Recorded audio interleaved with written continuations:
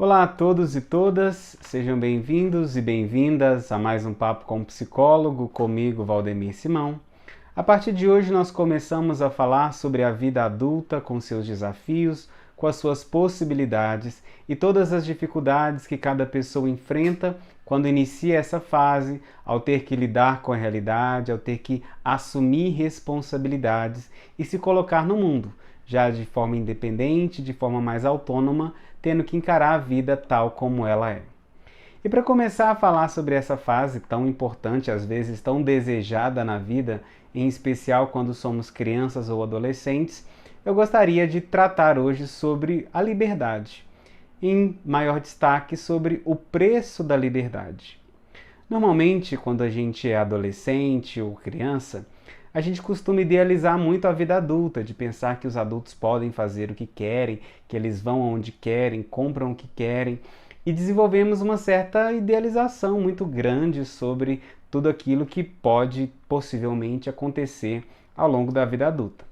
Só que à medida que o tempo passa e a gente vai, como diz o ditado, se tornando dono do próprio nariz, a gente passa por diversos atravessamentos e algumas dificuldades que vão nos mostrando que, na verdade, às vezes a vida adulta não é assim tão maravilhosa ou um mar de rosas como a gente costuma imaginar. E às vezes essa suposta liberdade ela se depara com um preço, com um custo. Ela não é totalmente gratuita e a gente, na realidade, não é tão livre quanto acha que é.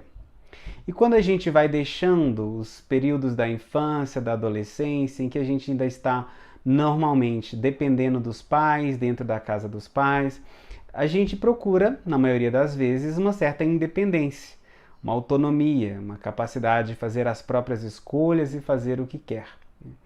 Então, durante esse processo, a gente costuma desejar uma independência financeira, ter a própria casa, ter o próprio trabalho, ter as próprias condições de se manter, né? E também a gente deseja, na maioria das vezes, adquirir bens, né? Adquirir as próprias coisas, com o que veste, com o que come, para onde vai, adquirir um carro, adquirir um lote ou construir uma casa e ser autônomo, não depender de pai, de mãe, de irmãos, avós e avós para se manter. Então, um primeiro pensamento em relação à liberdade é esse de independência financeira.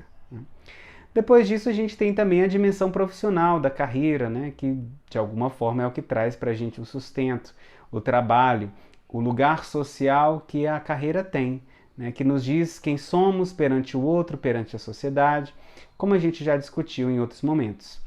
É também a fase em que a gente já se coloca diante da realidade de construir uma família para aqueles que desejam, de se casar, de ter uma vida dentro de um núcleo familiar. Muitas pessoas já começam a desenvolver ainda mais uma programação para se casar, para constituir família, para ter filhos e ter uma estabilidade de vida. E, na maioria das vezes, também a gente espera realizar os nossos sonhos. E essa talvez é uma grande dificuldade, até mesmo uma certa fantasia que a gente constrói ao longo da vida, que em relação aos nossos sonhos. A gente entende que é possível sonhar, que é possível desejar o que quiser, ter a profissão que quiser, ter o poder econômico, o poder de realizar ou de dominar as pessoas, dominar as coisas da forma como a gente deseja. Só que a vida não é assim tão simples, né? A vida não é tão inocente como a gente costuma achar quando é criança e quando é adolescente. E às vezes, quando nós não conseguimos realizar os sonhos ou os planejamentos que a gente elaborou dia após dia, noite após noite, durante muitos anos, as pessoas começam a se frustrar. E diante das dificuldades de realizar esses sonhos, né, como às vezes acontece quando a pessoa não consegue estudar o que ela quer, ou talvez se depara com desemprego, ou com uma oportunidade de trabalho não muito satisfatória, tem que fazer alguma coisa que não gostaria de fazer, que não se sente muito satisfeito, muito confortável. Situações diversas, né, que atrapalham o alcance desses sonhos e desses ideais, fazem com que muitas pessoas se frustrem e entrem em processos de adoecimento. E quando a gente dá uma olhada para a sociedade de um modo geral, dá uma olhada para as pessoas que estão ao nosso redor, a gente percebe que boa parte das pessoas é frustrada. frustrada com os ideais que tinha, frustrada com os sonhos que tinha, às vezes sonhos muito grandes, né? Isso é decorrente, em alguns casos, de uma visão distorcida de si mesmo. Por isso a importância do autoconhecimento, em que a gente percebe quais são as nossas possibilidades e também as nossas dificuldades. Às vezes, por não se conhecer bem, as pessoas se superestimam demais, acham que são capazes de fazer muitas coisas, que vão ter a condição de transformar o mundo como ninguém no mundo nunca fez. E quando se depara com a realidade, as dificuldades de alcançar todas essas vontades, se frustra, se desespera e muitas pessoas caem num adoecimento mental. Então, os jovens de hoje em dia estão muito vulneráveis ao adoecimento mental, né? Em especial as pessoas entre os 20 e os 40 anos, muito vulneráveis porque é uma fase em que se dá conta que às vezes não é possível fazer tudo o que quer. É claro que para muita gente é possível e mesmo que não seja 100% aquilo que se desejava, a gente consegue sim batalhar e caminhar em direção aos nossos objetivos, seja por meio do estudo, seja por meio do trabalho, seja por meio da constituição de família, da aquisição dos próprios bens. Não quer dizer, né, que a vida adulta ela é uma frustração por si mesmo, né? Mas eu quero trazer à tona a dimensão de que às vezes essa suposta liberdade e essa autonomia que a gente espera conseguir quando adultos, ela talvez não venha assim tão fácil, tão gratuitamente, e de uma forma que a gente se sinta de fato muito satisfeito. Porque além de tudo isso, uma questão muito séria da vida, a importância, né, que a gente tem que dar a esse ponto é que a gente sempre vai estar insatisfeito com alguma coisa. A gente pode ter um trabalho adequado, pode ter uma casa boa, pode ter um relacionamento bom, pode ter muitas coisas. Mas sempre vai haver uma pontinha de insatisfação que às vezes não vai deixar a gente dormir à noite bem, não vai deixar a gente descansar e vamos sempre querer mais.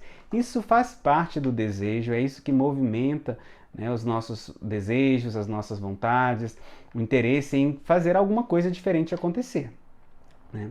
Mas, voltando a esse ponto, né, a fase da vida adulta, especialmente os primeiros anos, pode ser muito sofrida para muita gente, né? Muitas pessoas adoecem de fato, né, entram em depressão, percebem que a vida não é tão maravilhosa como parecia que era, e muitos dos complexos infantis, um tema que a gente vai tratar, né, nas próximas semanas, retornam e a pessoa fica mal. A pessoa não consegue se adequar às demandas da realidade, não consegue se adequar às dificuldades e sente saudade da infância. Quem nunca quis voltar a ser criança?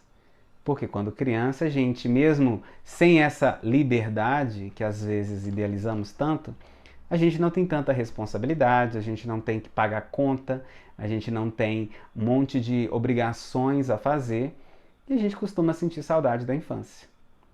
E diz, como era bom, e assim por diante, né? Mas, enfim, não é possível voltar a ser criança e é um pouco inadequado até um adulto com comportamentos infantis. Mas quando a gente pensa então na dimensão da liberdade, é importante a gente trazer um outro ponto que é a dimensão da escolha, né?